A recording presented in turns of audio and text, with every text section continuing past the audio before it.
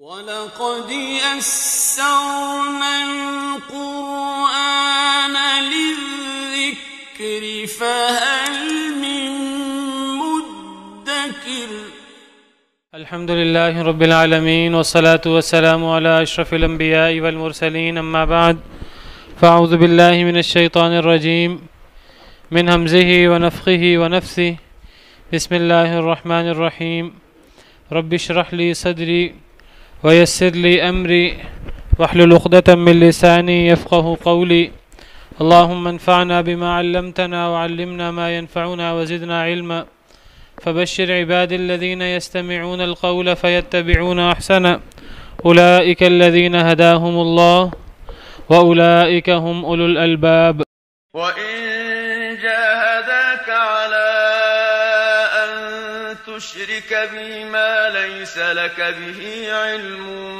فلا تطعهما وصاحبهما في الدنيا معروفا واتبع سبيل من أناب إلي ثم إلي مرجعكم فأنبئكم بما كنتم تعملون يا بني إنها إن تك مثقال حبة من خردل فتكن في صخرة أو في السماوات أو في الأرض يأت بها الله إن الله لطيف خبير يا بني أقم الصلاة وأمر بالمعروف وانه عن المنكر واصبر على ما أصابك إن ذلك من عزم الأمور وإن جاهداك على أن تشرك بي ما ليس لك به علم فلا تطعهما اور اگر وہ دونوں مجبور کریں تجھے علی ان تشرک اس پر یہ کہ تو شریک بنا بھی میرے ساتھ ما لیس لک به علم اسے جس کا تجھے علم نہیں فلا تطعہما پس نہ تو اطاعت کر ان کی. کل یہ آیات کریمہ ہم نے پڑھی تھیں. یہ آیت کریمہ اور اس سے پچھلی آیت کریمہ میں والدین کے ساتھ حسن سلوک کا حکم ہے اور بہت زیادہ فضیلت بیان کی گئی ہے کہ جس طرح انسان کو رب العالمین کی توحید کا حکم ہے اور اسی طرح انسان کو والدین کے ساتھ حسن سلوک بر الوالدین کا حکم ہے.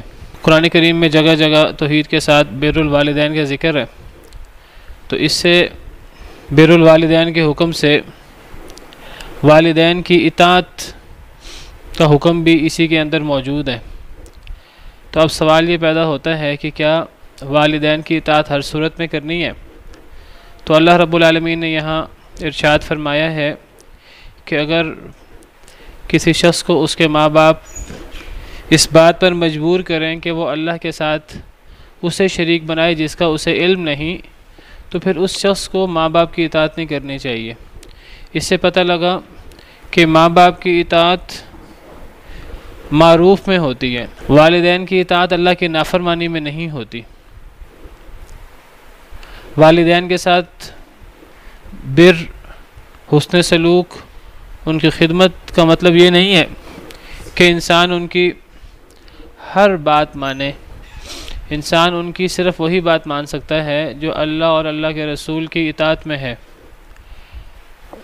جو اللہ اور اللہ کے رسول کے نافرمانی ہو اس میں انسان ماں باپ تو چھوڑیے امیر کی علماء کی اطاعت بھی نہیں کر سکتا. صرف اور صرف اللہ رب العالمین اور نبی کریم صلی اللہ علیہ وسلم ان کی اطاعت غیر مشروط ہے. ان کی ہر بات ماننی ہے جب وہ صحیح سند سے ہم تک پہنچ جائے. ان کی اطاعت کے بارے میں یہ دیکھنے کی ضرورت نہیں کہ یہ اللہ کا حکم ہے کہ نہیں. ان کی ہر بات ماننی ہے. ان کے علاوہ ہر ایک کی اطاعت جو ہے وہ مشروط ہے. اس کی شرط یہ ہے کہ وہ اللہ رب العالمین کے نافرمانی میں نہ ہو. اسی لیے صحیح حدیث مبارکہ میں آتا ہے، صحیحین کی حدیث ہے، انما الطاعۃ فی المعروف، کہ اطاعت تو معروف میں ہوتی ہے، غیر معروف کام میں، اللہ اور اللہ کے رسول کے حکم کے خلاف کام میں کسی کی اطاعت نہیں ہو سکتی۔ ایک اور حدیث مبارکہ میں ہے، لا طاعۃ لمخلوق فی معصیۃ الخالق، اللہ رب العالمین کی خالق کی نافرمانی میں کسی مخلوق کی اطاعت نہیں ہو سکتی۔ اسی کے اندر یہ بات بھی آ جاتی ہے کہ اگر ہمارا کسی مسئلے میں اختلاف ہو جائے تو اختلاف کی صورت میں ہم نے کتاب و سنت کی طرف ہی رجوع کرنا ہے، جو در حقیقت کتاب ہو، قرآن ہو یا سنت، دونوں اللہ کی بات ہے۔ قرآن یہ اللہ رب العالمین کے الفاظ بھی ہیں اور مفہوم بھی، اور جو سنت ہے، حدیث، یہ اللہ رب العالمین کی مراد ہے۔ ہر اختلاف کا حل اللہ رب العالمین کی اطاعت میں ہے۔ اللہ رب العالمین کا ارشاد ہے، وَمَا اخْتَلَفْتُمْ فِيهِ مِنْ شَيْءٍ فَحُكْمُهُ إِلَى اللَّهِ، سورہ شورى ہے کہ جس شے میں بھی تمہارا اختلاف ہو جائے اس کا فیصلہ اللہ سے کروا لو، اللہ سے اس کا فیصلہ کروا لو سے مراد قرآن بھی ہے اور حدیث مبارکہ بھی، کیونکہ حدیث مبارکہ بھی اللہ کی مراد ہے، صحیح حدیث مبارکہ ہو۔ اسی لیے سورہ نساء میں ہے، وَإِن تَنَازَعْتُمْ فِي شَيْءٍ فَرُدُّوهُ إِلَى اللَّهِ وَالرَّسُولِ إِن كُنتُمْ تُؤْمِنُونَ بِاللَّهِ وَالْيَوْمِ الْآخِرِ، اگر تمہارا کسی شے کے بارے میں تنازع جھگڑا ہو جائے تو اسے اللہ اور رسول کی طرف لوٹاؤ اگر تم اللہ اور آخرت کے دن پر ایمان رکھتے ہو، ذَلِكَ خَيْرٌ وَأَحْسَنُ تَأْوِيلًا، یہ چیز بہت اچھی ہے اور انجام کے اعتبار سے بہت بہتر ہے۔ تو اختلافات کا حل وہ صرف اور صرف کتاب و سنت میں ہے۔ اگر کسی بزرگ، کسی امیر، کسی عالم، ماں باپ کی کسی بڑے کی بات بھی قرآن اور سنت سے ٹکرا جائے تو اس کی بات پر عمل نہیں ہو سکتا، اور اس کی بات کو چھوڑ دینا یہ اس کی توہین نہیں ہے۔ اسی لیے علماء کرام ہمیشہ انہوں نے یہی تلقین کی ہے اپنے پیروکاروں کو، ائمہ کرام نے، علماء نے، انہوں نے کہا ہے ہمیں رب نہیں بنانا، ہماری ہر بات کو حق نہیں سمجھنا، ہم سے غلطی ہو سکتی ہے، ہم بھی انسان ہیں، ہم بھی اجتہاد کرتے ہیں، ہمارا اجتہاد صحیح بھی ہو سکتا ہے، غلط بھی ہو سکتا ہے۔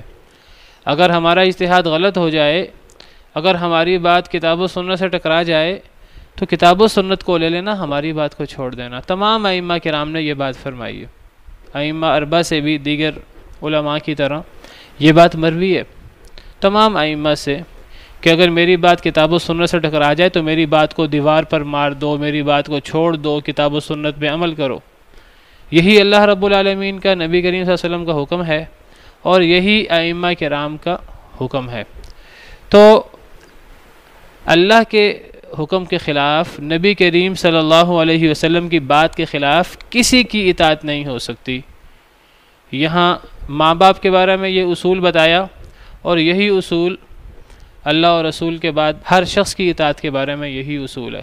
اگر وہ شرک کا حکم دیں یا شرک کے علاوہ کسی نافرمانی کا حکم دیں تو ہم نے ان کی اطاعت نہیں کرنی۔ نہیں، دیکھیے بات یہ ہو رہی ہے کہ اللہ رب العالمین کی نافرمانی میں ماں باپ کی اطاعت نہیں کرنی۔ دنیاوی معاملات کے بارے میں اگر اللہ نے ہمیں پابند نہیں کیا تو پھر اگر ماں باپ ہمیں ایک بات کہیں تو ہمیں مان لینی چاہیے، کیونکہ وہ بات اللہ رب العالمین کے حکم کی خلاف ورزی نہیں ہے۔ یہ فرمایا ہے کہ اللہ رب العالمین کے حکم کی خلاف ورزی میں ماں باپ کی بات ماننا صحیح نہیں ہے۔ بھئی اگر دنیاوی معاملے میں اللہ کی مرضی کے خلاف ہے، صریح حدیث موجود ہے، صریح قرآن کی آیت موجود ہے، تو اس کے خلاف ہم نہیں کر سکتے۔ دنیاوی اصل میں یہ دین دنیا کی تقسیم تو ہم نے کر رکھی ہے۔ دنیاوی معاملات سے مراد عام طور پہ ہم وہ معاملات لیتے ہیں جن میں نص موجود نہ ہو۔ نہیں، اگر نص موجود نہیں ہے تو پھر تو اللہ رسول کی نافرمانی تو ہوگی نہیں۔ ہم عام طور پہ دنیاوی معاملے سے مراد ایسا معاملہ لیتے ہیں جس میں کوئی نص نہ ہو۔ جس میں نص نہ ہو تو اس میں ماں باپ کی بات مان لی جائے۔ ہاں، اگر باپ جو ہے وہ صرف بیٹوں کو گفٹ دے دے، بیٹوں کو ہبہ کر دے، بیٹیوں کو ہبہ نہ کرے، اب یہ اللہ اور اللہ کے رسول صلی اللہ علیہ وسلم کے نافرمانی ہے، کیونکہ اگر اولاد کو گفٹ کرنی ہو کوئی چیز تو اولاد میں برابری کرنی چاہیے، چاہے وہ لڑکے ہوں چاہے وہ لڑکیاں ہوں۔ تو اگر باپ برابری نہیں کرتا تو اب باپ بھی اللہ اور اللہ کے رسول کے نافرمانی کر رہا ہے، باپ کو ایسا گفٹ ایسا ہبہ واپس لے لینا چاہیے۔ اور اگر باپ کو نہیں پتہ لگا یا باپ فوت ہو گیا ایسی غلطی کر کے، تو جن بیٹوں کو یا کسی ایک بیٹے کو اگر باپ نے کوئی چیز گفٹ کی ہے تو اس بیٹے کو بھی یہ چاہیے کہ اسے واپس کر دے، باپ کے فوت ہونے کے بعد بھی واپس کر دے، واپس کر کے باپ کے ترکے میں شامل کر دے۔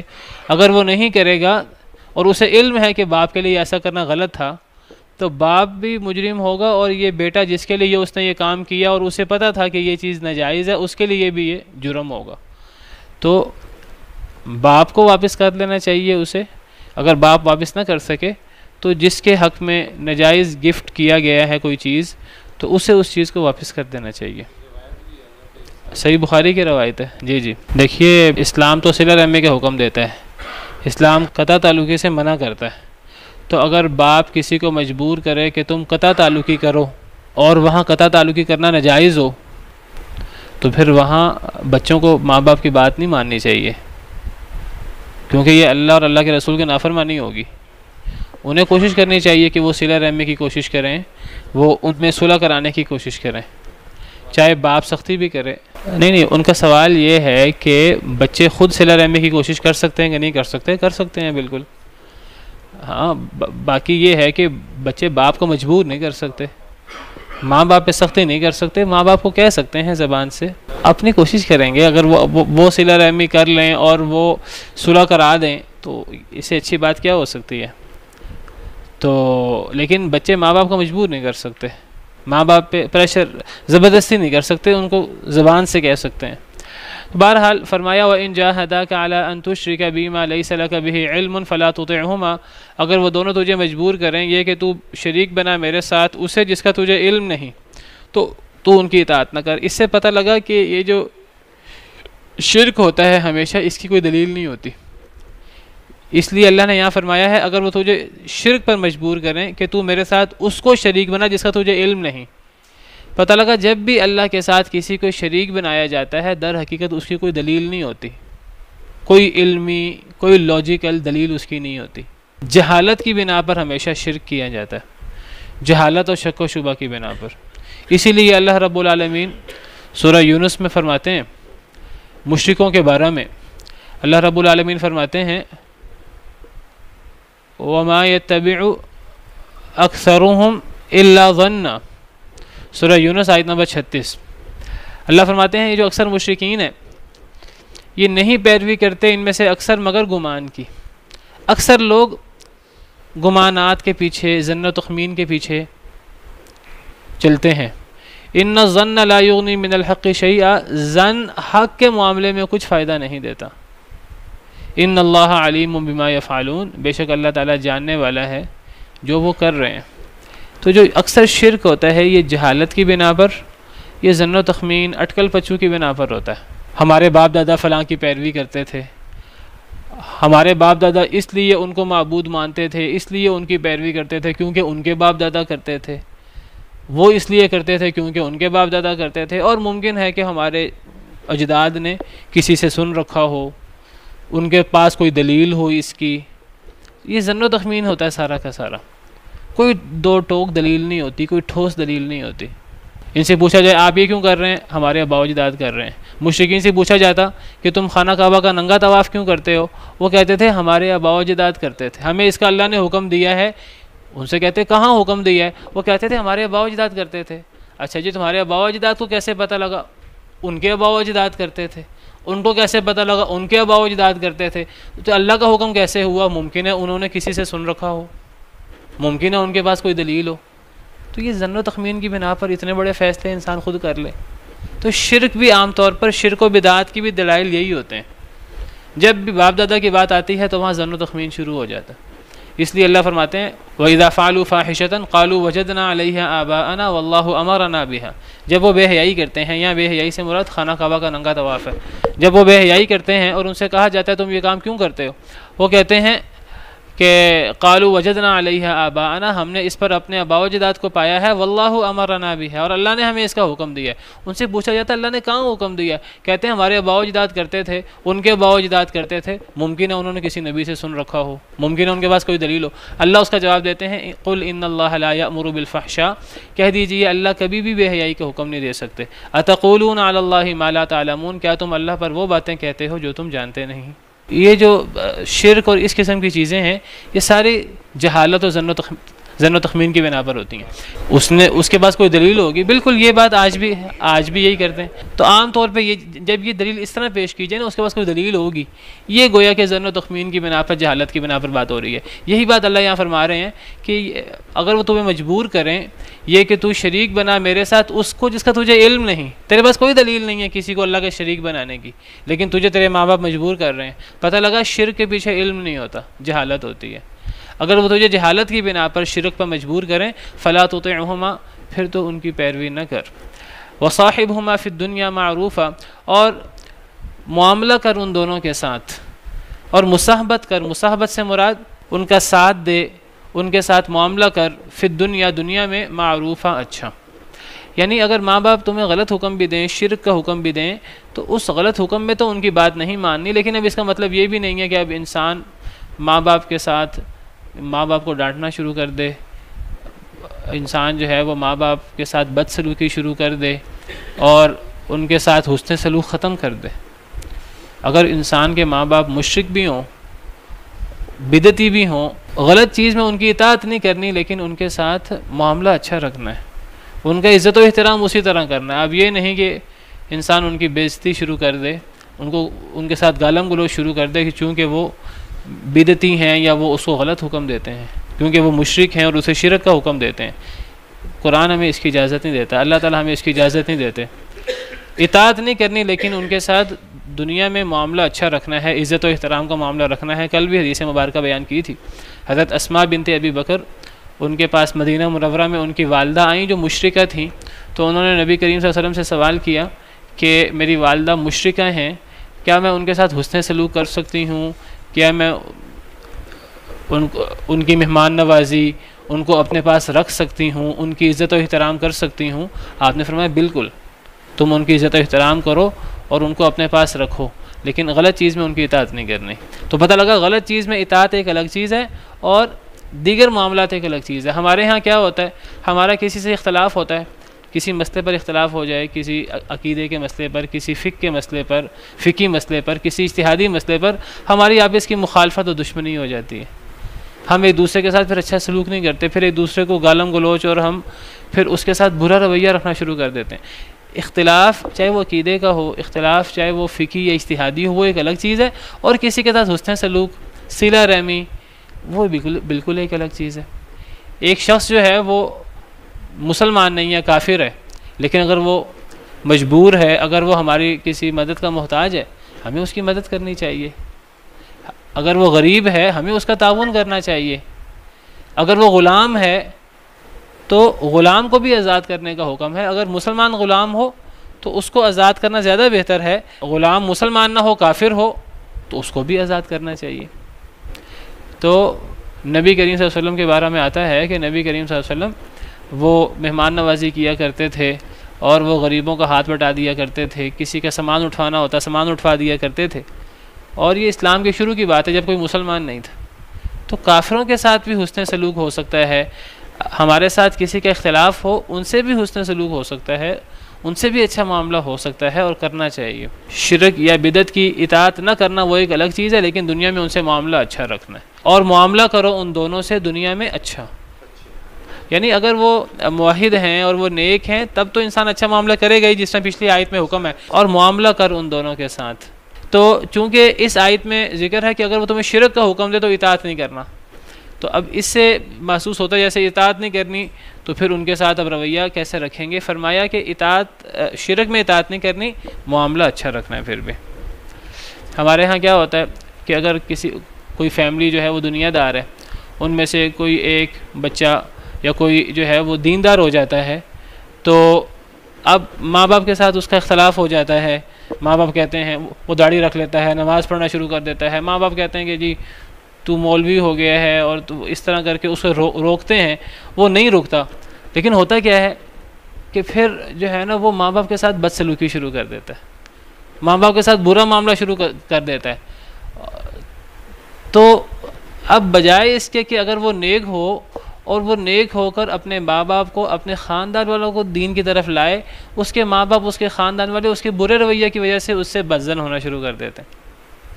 بجائے اس کے کہ وہ دیگر لوگوں کے لیے نیکی پہ چلنے کا باعث بنے اور نیک راستے کی طرف لانے کا باعث بنے، اس کا رویہ دنیاوی طور پہ اتنا برا ہو جاتا ہے کہ وہ اس کی بات سننے کے بھی روادار نہیں ہوتے. حالانکہ اگر وہ دین کی طرف آیا ہے، نماز وغیرہ پڑھنا شروع کی ہے، اس کو چاہیے، اگر پہلے کبھی اپنے ماں باپ کی نافرمانی یا کبھی بدسلوکی ہو جاتی تھی، اب تو وہ دین کی طرف آ گیا ہے، اب تو وہ ماں باپ کے ساتھ بہت حسن سلوک کرے، اب تو وہ ان کی اتنی اطاعت کرے دیگر معاملات میں جس میں ماں باپ اسے غلط حکم نہیں دے رہے، ان معاملات میں ان کے ساتھ اتنا اچھا معاملہ کرے کہ ماں باپ خود بخود کہیں کہ یہ دین جو ہے، یہ کس طرح اس نے میرے بچے کو جو ہے وہ میرے ساتھ حسن سلوک سکھایا ہے، تو یہ ایک اچھا دین ہے. تو ماں باپ بھی جو ہے وہ اسی کے راستے پر چلنے کی کوشش کریں. لیکن ہمارے ہاں کیا ہوتا ہے، ہمارے ہاں وہ مزاج میں اتنی سختی پھر آ جاتی ہے کہ وہ ماں باپ اور دیگر خاندان والے جو ہیں وہ ایسے لوگوں سے ویسے ہی جو ہے ڈرنا شروع کر دیتے ہیں اور دور ہونا شروع کر دیتے ہیں. دینی اختلافات ایک الگ چیز ہے، لیکن دیگر معاملات میں ان کے ساتھ اچھا سلوک کرنا ہوگا. حضرت سعد بن مالک مشہور صحابی ہیں، وہ بیان فرماتے ہیں کہ یہ جو آیت کریمہ جو ہم پڑھ رہے ہیں، وہ کہتے ہیں یہ آیت کریمہ میرے بارے میں نازل ہوئی تھی. سعد بن ابی وقاص مشہور صحابی جو کہ 10 مبشرہ میں سے ہیں، وہ فرماتے ہیں کہ یہ آیت در حقیقت میرے بارے میں نازل ہوئی تھی. صحیح مسلم کی حدیث ہے. حضرت سعد فرماتے ہیں نزلت فیہ آیات من القرآن. حضرت سعد فرماتے ہیں کہ ان کے بارے میں قرآن کریم کی کئی آیتیں نازل ہوئی ہیں. ان میں سے ایک آیت کیا ہے، حلفت ام سعد، سعد کی ماں نے قسم اٹھا لی. سعد کی ماں کافر تھی، مشرکہ تھیں. حضرت سعد مسلمان ہو گئے تھے اور یہ شروع میں اسلام لانے والوں میں سے ہیں. حضرت سعد بن ابی وقاص جو 10 مبشرہ میں سے، ان کی ماں کافر اور مشرک تھیں. حضرت سعد اپنی ماں سے بڑی محبت کرتے تھے، تو ان کی ماں نے قسم اٹھا لی اللہ تکلمہ ابدا حتی یکفر بدینہ، کہ وہ ان سے کبھی کلام نہیں کرے گی حتیٰ کہ وہ اپنے دین کو چھوڑ کر دوبارہ کافر ہو جائیں، دوبارہ مرتد ہو جائیں. ان کی ماں نے قسم اٹھا لی، اور ان کی ماں نے قسم اٹھا لی ولا تأکل ولا تشرب، کہ وہ نہ کھائے گی نہ پیے گی. اور اس نے کیا کہا ان کی ماں نے، اس نے کہا زعمت ان اللہ وصاک بوالدیک، تو کہتا ہے کہ دین اسلام بڑا اچھا دین ہے اور دین اسلام میں ماں باپ کے ساتھ حسن سلوک کا ذکر ہے، اور دین اسلام تمہیں حکم دیتا ہے کہ ماں باپ کی بات مانو، تو میں تمہیں حکم دیتی ہوں کہ تم شرک کرو، میں تمہیں حکم دیتی ہوں کہ تم مرتد ہو جاؤ. تم کہتے ہو کہ تمہارے دین کے اندر، دین اسلام کے اندر ماں باپ کی بات ماننے کا حکم ہے، ماں باپ کے ساتھ حسن سلوک کا حکم ہے، تو میں تمہاری ماں تمہیں حکم دیتی ہوں کہ تم مرتد ہو جاؤ. حضرت سعد کی ماں نے انہیں کے دین کا حوالہ دیا. حضرت سعد اپنی ماں کو کہتے، تبلیغ کرتے اور کہتے بڑا اچھا دین ہے دین اسلام، یہ ماں باپ کے ساتھ حسن سلوک کا حکم دیتا ہے. تو وہ کہتی کہ میں تمہاری ماں تمہیں حکم دیتی ہوں کہ پھر تم مرتد ہو جاؤ. انا امک، میں تیری ماں ہوں، وانا آمرک بہذا، میں تمہیں اس کا حکم دیتی ہوں. قال، حضرت سعد فرماتے ہیں مکثت ثلاثا، 3 دن وہ اسی طرح رہی، نہ اس نے کھایا نہ اس نے پیا. حضرت سعد سے ناراض ہو گئی کہ تم مرتد ہو جاؤ، میں تمہاری ماں تمہیں حکم دیتی ہوں. 3 دن اسی طرح رہی حتی غشی علیہا من الجہد، حتیٰ کہ غشی طاری ہو گئی. فقام ابن اللہ، ان کا دوسرا بیٹا کھڑا ہوا جو مسلمان نہیں تھا، یقال لہ عمارہ، جس کا نام عمارہ تھا. فسقاہا، اس نے ان کو پانی پلایا، حضرت سعد کی والدہ کو. فجعلت تدعو علی سعد، تو وہ حضرت سعد کو بد دعائیں دینا شروع ہو گئی، کہنے لگی 3 دن سے میں کھا پی نہیں رہی اور اس کو میری بات کا اثر نہیں ہو رہا، یہ مرتد نہیں ہوتا. حضرت سعد کو بد دعا دینا شروع ہو گئی. فانزل اللہ فی القرآن هذه الآیہ، تو اللہ نے پھر قرآن میں یہ آیت اتار دی، ووصینا الانسان بوالدیہ، یہ آیت بھی، اور وَإِن جَاهَدَاكَ عَلَىٰ أَن تُشْرِكَ بِي مَا لَيْسَ لَكَ بِهِ عِلْمٌ فَلَا تُطِعْهُمَا وَصَاحِبْهُمَا فِي الدُّنْيَا مَعْرُوفًا. اللہ نے یہ آیتیں اتار دیں کہ ماں باپ کے ساتھ حسن سلوک کا حکم تو ہے، ٹھیک ہے، لیکن اگر ماں باپ شرک کا حکم دیں تو اس معاملے میں ان کی اطاعت نہیں کرنی، ہاں ان سے دیگر معاملات میں اچھا رویہ رکھنا ہے۔ تو حضرت سعد بن ابی وقاص فرماتے ہیں کہ یہ آیت میرے بارے میں نازل ہوئی ہے، دیگر معاملے کہتے ہیں کہ کئی آیات میرے بارے میں نازل ہوئی ہیں، ان میں سے ایک آیت ہی ہے، حضرت سعد بن ابی وقاص کی حدیث ہے، صحیح مسلم کی روایت ہے۔ تو فرمایا وصاحبہما فی الدنیا معروفا، دنیا میں ان کے ساتھ، ان دونوں کے ساتھ، ماں باپ کے ساتھ اچھا معاملہ رکھو، چاہے وہ تمہیں غلط حکم دیں پھر بھی معاملہ اچھا رکھو۔ واتبع سبیل من اناب الی، اور پیروی کرو اس شخص کے راستے کی جو میری طرف رجوع کرتا ہے، یعنی چاہے کوئی کتنا ہی بڑا کیوں نہ ہو جائے دنیا میں، اگر وہ غلط ہے تو تم نے اس کی پیروی نہیں کرنی۔ پیروی کس کی کرنی ہے؟ پیروی اس کی کرنی ہے جو میری طرف رجوع کرے، یعنی جو مسلمان ہو اور جو نیک ہو اور جو قرآن و حدیث کی بات کرے، پیروی اس کی ہوگی، اطاعت اس کی ہوگی۔ کسی کی عزت و احترام کا مطلب یہ نہیں ہے کہ غلط چیز میں اس کی بات مانی جائے، ہاں کسی کے عزت و احترام کا مطلب یہ ہے کہ اس سے اچھا معاملہ رکھا جائے، لیکن اس کی اطاعت نہیں ہوگی، اس کی پیروی نہیں ہوگی۔ پیروی کس کی ہوگی؟ واتبع سبیل من اناب الی، پیروی کر اس کے راستے کی جو میری طرف رجوع کرے، اس کے راستے کی پیروی کر، اس کے پیچھے چل۔ ثم الی مرجعکم، پھر میری طرف تمہارا لوٹنا ہوگا۔ فانبئکم بما کنتم تعملون، بس میں خبر دوں گا تمہیں ساتھ اس کے جو تم عمل کرتے تھے۔ تو حضرت لقمان علیہ السلام نے اپنے بیٹے کو شرک سے بچنے کی نصیحت کی، تو اس کے ساتھ اللہ رب العالمین نے ماں باپ کے ساتھ حسن سلوک کا حکم دیا، اور اگلے آیت کریمہ میں بتا دیا کہ حسن سلوک کا مطلب یہ نہیں ہے، عزت و احترام کا مطلب یہ نہیں ہے کہ انسان غلط چیز میں، شرک و بدعت میں ان کی پیروی کرے، اس میں ان کی پیروی نہیں کرنی، اچھے معاملات میں ان کی پیروی کرنی ہے۔ یہ درمیان میں جملہ معترضہ تھا، دوبارہ اب حضرت لقمان علیہ السلام کی اپنے بیٹے کو نصیحت شروع ہو گئی۔ یا بنی انہا ان تقو مثقال حبۃ من خردل فتکن فی صخرۃ او فی السماوات او فی الارض یأت بها اللہ۔ یا بنی، اے میرے پیارے بیٹے، یا بنی، یا کا مطلب اے بنیہ، اس میں جو آخر میں یا ہے، یا مشدد، وہ متکلم کی یا ہے میرے کے معنی میں، اور بنیہ یہ جو باپ پیش ہے یہ بتا رہی ہے کہ یہ اصل میں تصغیر ہے، اور تصغیر کے بارے میں پہلے بتا چکا ہوں کہ تصغیر کے معنوں میں سے ایک معنی، تصغیر کا معنی ہوتا ہے چھوٹا، اور چھوٹا ہونے کا معنی ایک اس میں حقارت بھی پائی جاتی ہے، بعض جگہوں پر حقارت پائی جاتی ہے، بعض جگہوں پر تصغیر سے محبت مراد ہوتی ہے۔ رجل سے رجیل کہیں، یہ تصغیر ہے، رجیل کا مطلب ہے چھوٹا آدمی، تو اس چھوٹے سے حقارت مراد ہو سکتی ہے کہ وہ شخص کردار کا چھوٹا ہے یا وہ چھوٹا آدمی ہے، لیکن جب بچے کو کہا جائے، بیٹے کو، ابن کو بنی کہا جائے، بنی ون، تو اس کا مطلب ہوتا ہے پیارا بیٹا۔ جب بچوں کو پیار سے پکارا جائے تو پھر انہیں تصغیر کے ساتھ پکارتے ہیں عربی زبان میں، تو یا بنیہ کا مطلب اے میرے پیارے بیٹے۔ حضرت لقمان علیہ السلام اپنے بیٹے کو نصیحت کر رہے ہیں، اے میرے پیارے بیٹے، انہا ان تکو، بے شک وہ، ان تکو اگر وہ ہو، مثقال حبۃ، دانے کے برابر، یعنی دانے کے وزن کے برابر۔ کون سا دانہ؟ من خردل، رائی کے۔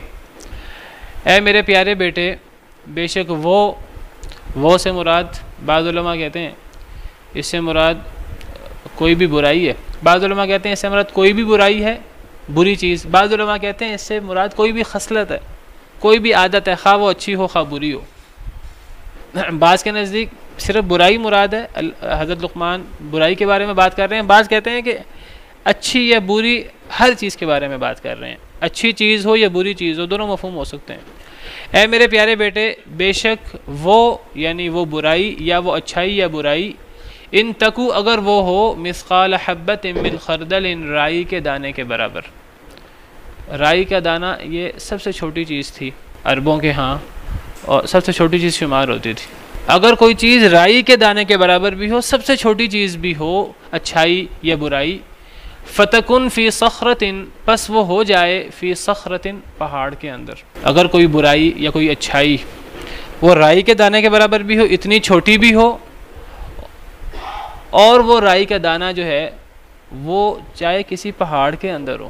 پہاڑ کتنی مضبوط چیز ہے. پہاڑ کے اندر اگر کوئی رائی کے دانے کے برابر بھی کوئی چیز ہو، بعض علماء کے نزدیک کوئی بھی پہاڑ ہے، جیسے زمین پر پہاڑ ہوتے ہیں سخت قسم کے، بعض علماء کے نزدیک یہاں پہاڑ سے مراد، بعض صحابہ کرام سے یہ تفسیر مروی ہے، وہ کہتے ہیں یہاں پہاڑ سے مراد 7 زمینوں کے نیچے پہاڑ مراد ہے.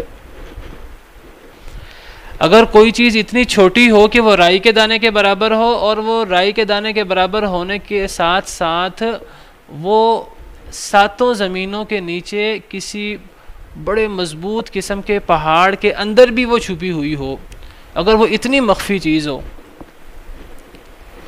او فی السماواتی، یا وہ آسمانوں کی وسعتوں کے اندر کوئی اتنی ذرہ برابر چیز ہو، برائی یا اچھائی، او فی الارض، یا وہ زمین کے اندر کہیں ہو، جتنی وسعت ہو جائے اس کے اندر چھوٹی چیز تلاش کرنا اتنا ہی مشکل ہوتا ہے. تو حضرت لقمان اپنے بیٹے کو اللہ رب العالمین کے بارے میں سکھا رہے ہیں کہ اللہ رب العالمین ہر نیکی کو، ہر گناہ کو دیکھ رہے ہیں، ہر نیکی اور ہر گناہ سے باخبر ہیں. تمہیں کوئی نیکی کرتے وقت اسے حقیر نہیں سمجھنا، کوئی گناہ کرتے وقت اسے ہلکا نہیں سمجھنا. کوئی نیکی کرو گے اس کا بھی صلہ پاؤ گے اللہ کے ہاں، کوئی گناہ کرو گے اس کا بھی تمہیں وبال ہو سکتا ہے. کسی گناہ کو ہلکا نہ سمجھو، چاہے وہ رائی کے دانے کے برابر کیوں نہ ہو، چاہے وہ 7 زمینوں کے نیچے کسی مضبوط پہاڑ کے اندر رائی کے دانے کے برابر کیوں نہ ہو، چاہے وہ آسمان کی وسعتوں میں رائی کے دانے کے برابر کیوں نہ ہو، چاہے وہ زمین کے اندر رائی کے دانے کے برابر کوئی چیز کیوں نہ ہو، یأتی بہ اللہ، لے آئیں گے اسے اللہ اسے بھی لے آئیں گے. کب؟ قیامت کے دن. ان اللہ لطیف خبیر، بے شک اللہ تعالیٰ بہت باریک بین خبردار ہے. اللہ چھوٹی سے چھوٹی چیز سے واقف ہے. اس زمین کے اندر ریت کے کتنے ذرے ہیں، اس زمین کے اندر جو ہے وہ جتنی چیزیں ہیں، چھوٹی سے چھوٹی چیز ہو، بڑی سے بڑی چیز ہو، اللہ ہر چیز سے واقف ہے. تو انسان کو نہ کسی چھوٹے عمل کو ہلکا سمجھنا چاہیے، چھوٹے گناہ کو، نہ کسی چھوٹی نیکی کو ہلکا سمجھنا چاہیے. فَمَن يَعْمَلْ مِثْقَالَ ذَرَّةٍ خَيْرًا يَرَهُ، جو ذرہ برابر بھی نیک عمل کرے گا وہ اس کو دیکھ لے گا قیامت کے دن. وَمَن يَعْمَلْ مِثْقَالَ ذَرَّةٍ شَرًّا يَرَهُ، جو ذرہ برابر بھی گناہ کرے گا وہ قیامت کے دن اسے بھی دیکھ لے گا. اسی طرح قرآن کریم میں آتا ہے کہ قیامت کا دن ہوگا، اور قیامت کا دن جو ظالم شخص ہے وہ بڑا پریشان ہوگا. کیوں بڑا پریشان ہوگا؟ اس کا اعمال نامہ اس کے سامنے ہوگا، اور وہ اعمال نامہ دیکھ دیکھ کر پریشان ہوگا. سورہ کہف آیت نمبر 49 میں ہے، وَوُضِعَ الْكِتَابُ، اعمال نامہ رکھ دیا جائے گا لوگوں کے سامنے. فَتَرَى الْمُجْرِمِينَ مُشْفِقِينَ مِمَّا فِيهِ، اے نبی آپ دیکھیں گے مجرم لوگوں کو کہ وہ ڈر رہے ہوں گے اعمال نامے کو دیکھ دیکھ کر. وَيَقُولُونَ، اور وہ کہیں گے، یا وَيْلَتَنَا، ہائے افسوس ہمیں، مَالِ هَذَا الْكِتَابِ، اس اعمال نامے کو کیا ہو گیا ہے، لَا يُغَادِرُ صَغِيرَةً وَلَا كَبِيرَةً إِلَّا أَحْصَاهَا، نہ اس نے کسی چھوٹے گناہ کو چھوڑا ہے نہ کسی بڑے گناہ کو چھوڑا ہے، ہر چیز کو شمار کر لیا ہے. وَوَجَدُوا مَا عَمِلُوا حَاضِرًا، جو کچھ انہوں نے عمل کیا ہوگا چھوٹا بڑا وہ ہر عمل کو حاضر پائیں گے. وَلَا يَظْلِمُ رَبُّكَ أَحَدًا، تمہارا رب کسی پہ ظلم نہیں کرے گا. ایک اور آیت کریمہ میں ہے سورہ انبیاء آیت نمبر 47، وَنَضَعُ الْمَوَازِينَ الْقِسْطَ لِيَوْمِ الْقِيَامَةِ فَلَا تُظْلَمُ نَفْسٌ شَيْئًا، ہم انصاف کے ترازو قائم کر دیں گے قیامت کے دن، کسی نفس پر ظلم نہیں ہوگا. وَإِن كَانَ مِثْقَالَ حَبَّةٍ مِّنْ خَرْدَلٍ، اگر رائی کے دانے کے برابر بھی ظلم ہوگا، أَتَيْنَا بِهَا، ہم اسے لے آئیں گے. وَكَفَىٰ بِنَا حَاسِبِينَ، ہم حساب کتاب کرنے والے کافی ہیں. تو ہر چھوٹے سے چھوٹا عمل، بڑے سے بڑا عمل، نیکی ہو گناہ ہو، وہ قیامت کے دن حاضر ہوگا. تو سیدنا لقمان علیہ السلام نے اپنے بیٹے کو شرک سے بچنے کے بعد جو نصیحت کی، وہ یہ نصیحت کی کہ انسان کو ہر وقت اللہ رب العالمین کی نگرانی سے ڈرنا چاہیے. اللہ رب العالمین انسان کا ہر عمل دیکھ رہے ہیں. تو گویا کہ ہر باپ کو، ہر ماں کو اپنے بچوں کو یہ سکھانا چاہیے، یہ سمجھانا چاہیے کہ بیٹا تم جو کام بھی کرو گے اللہ رب العالمین اسے دیکھ رہے ہیں. اچھا کام کرو گے اللہ اسے بھی دیکھ رہے ہیں، اس کی جزا دیں گے. برا کام کرو گے اللہ اسے بھی دیکھ رہے ہیں، اللہ اس کی سزا دیں گے. یہ سزا دے سکتے ہیں، چاہیں تو اللہ سزا دے دیں، چاہے تو معاف کر دے. اللہ رب العالمین ہر چیز سے باخبر ہے. اللہ رب العالمین یہ نہیں کسی چیز سے بے خبر ہے. اور اگر اللہ پکڑ کرنے پہ آئیں تو اللہ چھوٹی سے چھوٹی بات کی پکڑ کر سکتے ہیں، اللہ معاف کرنے میں آئیں بڑی سے بڑی چیز معاف کر سکتے ہیں، لیکن کوئی انسان اللہ کی پکڑ سے غافل نہ ہو، کوئی انسان اللہ کی پکڑ کے بارے میں یہ نہ ہو کہ انسان لاپرواہ ہو جائے کہ جی اللہ غفور الرحیم ہے، اللہ معاف کر دیں گے۔ اللہ معاف کرنے والے ہیں، اللہ چاہیں تو معاف کر دیں، لیکن اگر نہ چاہیں تو اللہ پکڑ کر سکتے ہیں۔ شیطان نے کتنے اعمال کیے تھے، کتنی نیکیاں کی تھیں، ایک ہی غلطی ہوئی تھی نا، اللہ نے پکڑ کر لی، ہمیشہ کے لیے دھتکار دیا۔ اگر آپ غور کریں تو حضرت آدم علیہ السلام سے بھی ایک ہی غلطی ہوئی تھی، درخت کا پھل کھا لیا تھا، تو اللہ رب العالمین نے جنت سے نکال دیا۔ اللہ رب العالمین پکڑ کرنے پر آئیں تو اللہ تعالیٰ ایک عمل کی بھی پکڑ کر سکتے ہیں، اور یہی ایک مومن کا اور ایک فاسق کا فرق ہوتا ہے۔ مومن شخص وہ چھوٹے سے چھوٹے گناہ کے بارے میں ڈرتا رہتا ہے، کہیں ایسا نہ ہو میری پکڑ ہو جائے، اور جو فاسق و فاجر کافر شخص ہوتا ہے وہ بڑے سے بڑے گناہ کر کے بھی وہ غافل و لاپرواہ ہوتا ہے۔ حضرت ابن مسعود رضی اللہ عنہ کا مشہور قول ہے، وہ فرماتے ہیں کہ ایک مومن وہ گناہ کرے تو اس کی کیفیت ایسے ہوتی ہے کہ جیسے وہ ایک پہاڑ کی چوٹی کے نیچے بیٹھا ہوا ہے، اسے ڈر رہا ہے کہ ابھی پہاڑ میرے اوپر گرا، ابھی پہاڑ میرے اوپر گرا۔ وہ گناہ کر کے وہ اتنا ڈرتا ہے گناہ سے کہ فوراً گناہ کی توبہ کر لیتا ہے۔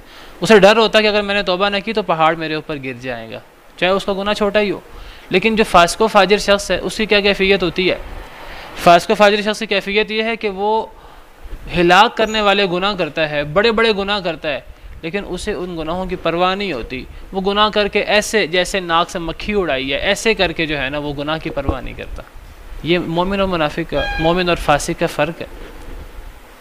تو توحید اور شرک کے بعد سب سے زیادہ جس پہ توجہ دینی چاہیے وہ تقوی، اسی کا نام تقوی ہے۔ انسان یہ دیکھے کہ اللہ رب العالمین ہر وقت جو ہے میرے ہر عمل سے باخبر ہے، اور یہ تربیت اپنے بچوں کی بچپن سے کرنی چاہیے۔ قرآن کریم میں اللہ تعالیٰ فرماتے ہیں سواء منکم من اسر القول ومن جہر بہ، سورہ رعد آیت نمبر 10۔ برابر ہے انسانوں میں جو شخص من اسر القول پوشیدہ بات کرے، ومن جہر بہ جو بلند بات کرے۔ اللہ کے نزدیک دونوں باتیں برابر ہیں، ایک بندہ اونچی آواز سے بول رہا ہے، ایک بندہ سرگوشی میں بول رہا ہے، اللہ کے لیے دونوں برابر ہیں۔ ومن هو مستخف باللیل وسارب بالنہار، جو رات کو چھپ چھپ کر چل رہا ہے، وہ بھی وسارب بالنہار جو دن دہاڑے چل رہا ہے، اللہ کے لیے دونوں برابر ہیں۔ کوئی بڑا عمل ہے کوئی چھوٹا عمل ہے، اللہ کے لیے دونوں برابر ہیں۔ حدیث مبارکہ میں آتا ہے، صحیح حدیث ہے، نبی کریم صلی اللہ علیہ وسلم نے ارشاد فرمایا لو ان احدکم یعمل فی صخرۃ صماء، اگر تم میں سے کوئی شخص عمل کرے کسی بغیر سوراخ والے پتھر کے اندر چھپ کر، ایک بندہ کسی ایسے پتھر کے اندر جس میں کوئی سوراخ نہ ہو، ایسے پتھر کے اندر گھس کر کوئی عمل کرے، لیس لہا باب ولا قوہ، اس پتھر میں نہ کوئی دروازہ ہے نہ کوئی کھڑکی ہے، کوئی اسے دیکھ نہیں سکتا انسانوں میں سے، لخرج عملہ للناس، اس کا عمل بھی لوگوں کے سامنے واضح ہو جائے گا، کائن من کان، وہ عمل جیسا بھی ہو۔ ایک انسان گناہ کرتا ہے اس کا گناہ بھی لوگوں کے سامنے ظاہر ہو جائے گا قیامت کے دن یا دنیا میں۔ نیکی کرتا ہے چھپ کر کرتا ہے، وہ بھی اللہ چاہے تو لوگوں کے سامنے ظاہر کر دیں۔ تو یہی اسی بات کی تلقین حضرت لقمان علیہ السلام نے اپنے بیٹے سے کی۔ آگے فرمایا یا بنی اقم الصلاۃ وامر بالمعروف وانہی عن المنکر واصبر علی ما اصابک، اے میرے پیارے بیٹے اقم الصلاۃ، نماز قائم کر، وامر بالمعروف، نیکی کا حکم دے، وانہی عن المنکر، برائی سے روک۔ دین کے بہت سارے احکامات ہیں، اہم احکامات ہیں، ان بہت سارے احکامات میں سے 3 احکامات کا یہاں ذکر ہوا ہے۔ یہ 3 احکامات ان کی خاص اہمیت ہے۔ ایک حکم نماز کو قائم کرنا، نماز کو قائم کرنے کا حکم ہے، نماز کو ادا کرنے کی بات نہیں ہو رہی، قائم کرنے کے اندر اہتمام کے ساتھ نماز کو قائم کرنا، نماز کے واجبات، سنن، شرائط، نوافل، ہر چیز کو مد نظر رکھتے ہوئے، اوقات، ہر چیز کو مد نظر رکھتے ہوئے نماز کو قائم کرنا۔ تو اے میرے پیارے بیٹے نماز کو قائم کر۔ نماز کی اہمیت عبادات کے اندر مسلم ہے، قیامت کے دن سب سے پہلے عبادات کے اندر اگر فیصلہ ہوگا تو نماز کا ہوگا۔ جو نماز کے فیصلے میں جو کامیاب ہو گیا تو باقی چیزوں میں بھی کامیاب ہو جائے گا، جو نماز میں پھنس گیا باقی چیزوں کی نوبت ہی نہیں آئے گی ولیعاذ باللہ۔ اسلام میں اور کفر اور شرک میں فرق ہے تو نماز کا۔ اے میرے پیارے بیٹے، نماز قائم کر، وَأْمُرْ بِالْمَعْرُوفِ وَانْهَ عَنِ الْمُنْكَرِ، نیکی کا حکم دے اور برائی سے روک، یعنی انسان خود بھی نیک ہو اور پھر انسان دوسروں کو بھی اچھائی کا حکم دے اور برائی سے روکے۔ تو یہ اہم ترین احکامات ہیں۔ اور پھر فرمایا جی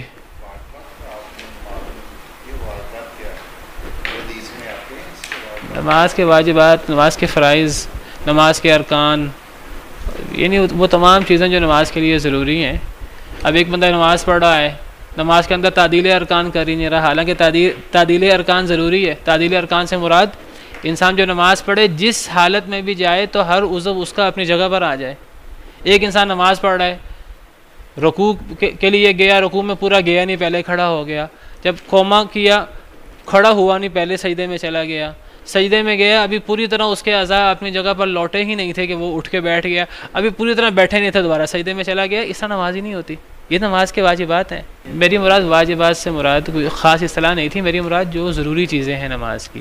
نماز کے ارکان ہی ایک بندہ صحیح ادا نہیں کرتا، ایک بندہ نماز کی سنتیں ہی صحیح ادا نہیں کرتا۔ جی یہ نماز کا چور ہے۔ میری مراد یہ ہے کہ نماز کو قائم کرنا، نماز کی شرائط مد نظر رکھنا، نماز کے جو سنن موقدہ ہیں، نوافل ہیں، اور پورا اہتمام کرنا، وقت کا اہتمام کرنا، نماز کے خشوع خضوع کا اہتمام کرنا، تعدیل ارکان کا اہتمام کرنا، سنت کے مطابق نماز پڑھنا، یہ سب چیزیں اقامت صلاۃ کے اندر آتی ہیں۔ انسان خود بھی نیک ہو اور پھر دوسروں کو بھی نیکی کا حکم دے اور برائی سے روکے۔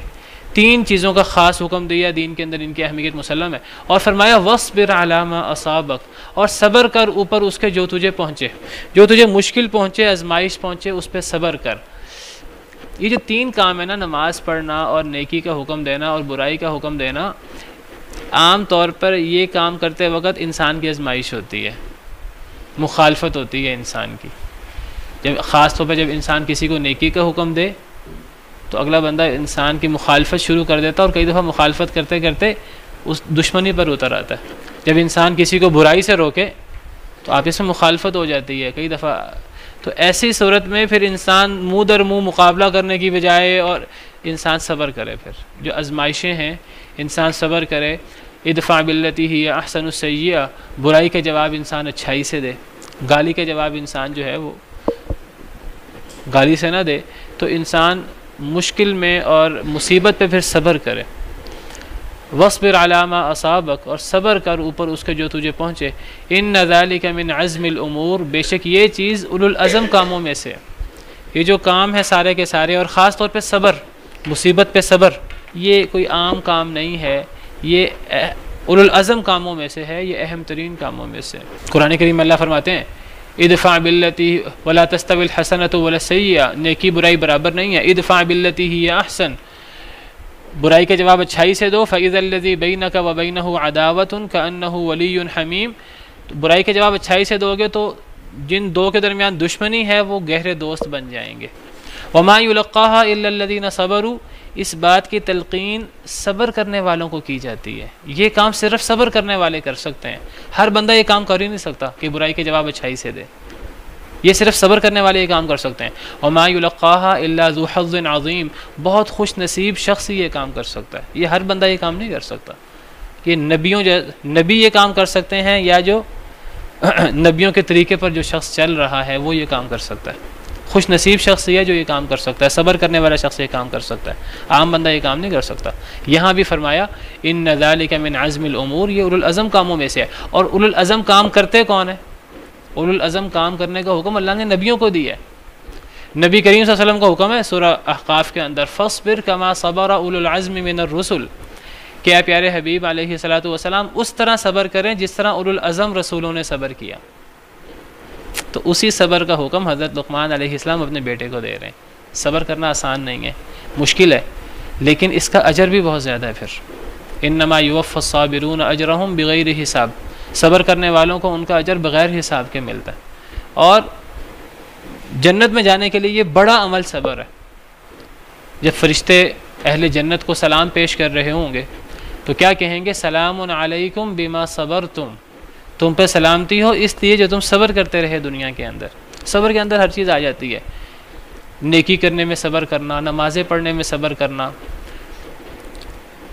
اللہ کی نافرمانی سے رکنے میں صبر کرنا، مصیبت پہ صبر کرنا. مشہور 3 قسمیں ہیں صبر کی. الصبر علی الطاعہ، انسان نیکی کے کام پہ صبر کرے، یعنی نیکی کے کام پہ ڈٹ جائے. الصبر علی المعصیہ، انسان گناہ پر صبر کرے، یعنی گناہ کے کام سے بچنے میں صبر کرے، اپنے آپ کو روک کے رکھے. اور تیسری جو مشہور ہے صبر کی قسم، الصبر علی المصیبہ، انسان مصیبت پر، آزمائش میں انسان صبر کرے. فرمایا ان ذالک من عزم الامور، یہ چیز اولو العزم کاموں میں سے ہے. حضرت لقمان علیہ السلام کی نصیحت ہے اپنے بیٹے کو. یہ ہے باپ کا کام جو بچے کے لیے باپ تربیت کرتا ہے. ہم ساری تربیت دنیا کی کرتے ہیں، حالانکہ یہ اصل تربیت جو کرنے والی ہے. وقت ختم ہو گیا ہے تو آج ہم اس کو یہیں ختم کرتے ہیں. کل انشاءاللہ ہم باقی نصیحتیں بھی پڑھیں گے. سبحانک اللہم ربنا وبحمدک اشہد ان لا الہ الا انت استغفرک واتوب الیک.